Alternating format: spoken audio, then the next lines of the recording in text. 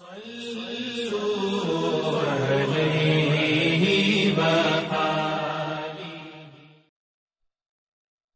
اللہ الرحمن الرحیم۔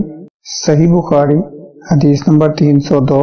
عبد الرحمن بن اسود کے واسطے سے وہ اپنے والد اسود بن یزید سے حضرت عائشہ رضی اللہ عنہا نے فرمایا، ہم ازواج میں سے کوئی جب حائضہ ہوتی اس حالت میں رسول اللہ صلی اللہ علیہ وسلم اگر مباشرت کا ارادہ کرتے تو آپ صلی اللہ علیہ وسلم ازار باندھنے کا حکم دے دیتے باوجود حیض کی زیادتی کے، پھر بدن سے بدن ملاتے۔ آپ نے کہا، تم میں سے ایسا کون ہے جو نبی کریم صلی اللہ علیہ وسلم کی طرح اپنی شہوت پر قابو رکھتا ہو؟